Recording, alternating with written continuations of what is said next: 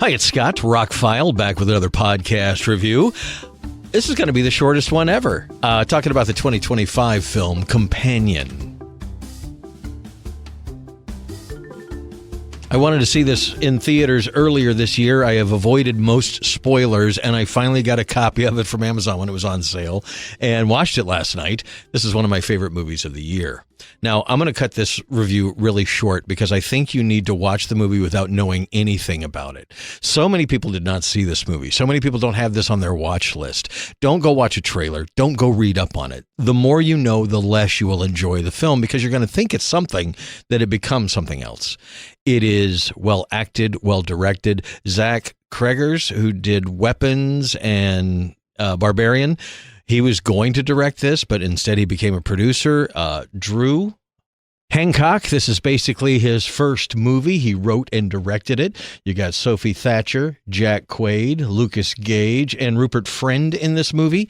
And I don't really want to tell you anything about it. I want you to turn off this review and go watch the movie and then come back.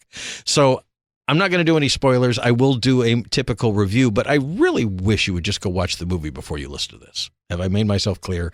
Because I don't want you to know anything about it. I'm going to tell you a little bit about it going forward, but really, if you're going to watch this movie, turn this off, go watch it, then come back.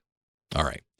So the movie begins with a couple going on a weekend getaway. Something is a little off with the couple. We're not really sure. When the couple arrives at the house, there's something a little off. Everybody's looking at the girlfriend a little strange.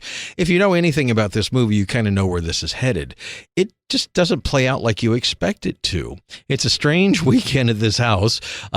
There's more going on than you think.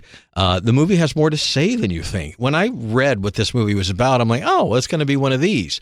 Well, it wasn't. I have never been more surprised in a film. As this movie played out, I'm like, wow, I didn't see that. Wow, I didn't see that. It's been a long time. I mean, I can count movies in the last year on one hand that surprised me as much as this film, and I can't really think of any of them, maybe Sinners.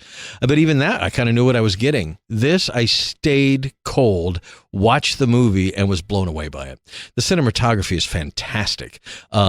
I will watch any movie that Drew Hancock makes after this. He crafted an interesting movie. And it's not a perfect movie. I won't say it's better than something like Sinners that came out earlier this year, but this will be in one of my top 10 of the year just because they took something, took a left turn here, a right turn there, a zig and a zag that I didn't see coming.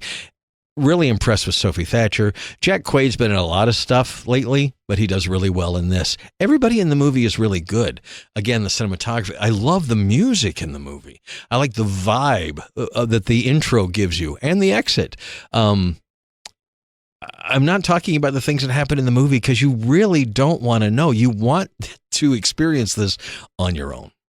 I think the 4K is fantastic. Warner Brothers released it. It's 97 minutes long. It has HDR10, no Dolby Vision. Does have Dolby Atmos, and I thought the mix was really, really good. It looks beautiful. It sounds great. It's well written. There's like 3 small extras on there that go a little bit into things. They're mostly promotional, but I would say they are worth watching because there is some behind the scenes stuff. There's some really interesting stuff that I can't talk about because it's a spoiler. Don't watch any of the 3 extras until you've watched the movie because it opens with spoilers. Right at the beginning of the first extra I watched, I was like, oh, well, I'm glad I waited to watch this after the movie because it just gave everything away in the opening of it. And this was on sale really cheap, about half price during Prime Days recently. It's back up to about $27. There was no Steelbook in this country. But I didn't know what to think because these days reviews, it's something at 93% on Rotten Tomatoes. Is it that good or do critics just really like it? No, it's that good. And I will do another podcast down the road. We can talk about some of this stuff. But I know a lot of people haven't seen this movie. Just came out on home video, so pick it up. Watch it, trust me, or rent it or stream it or whatever.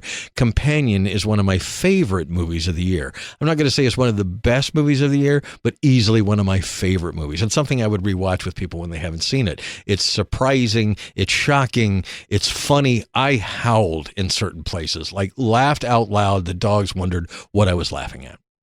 All in all, I think Companion was a big surprise, and you should keep it that way until you watch it. Check back in about a week or two. I'll do another podcast, I promise. But in the meantime, go watch Companion. It will surprise you how good it is. I talked to a rock star friend of mine today, and I wanted to recommend the movie to him. And so I mentioned it. He's like, oh, that's the movie with. And I'm like, yeah. He goes, that was really surprisingly good. I'm like, yeah, exactly. So Companion is available now on home video. Check it out. I think it's more than worth your time. Scott and ROCKFILE, more podcasts on the way. Thank you for liking, sharing, and subscribing, and having a spectacular day.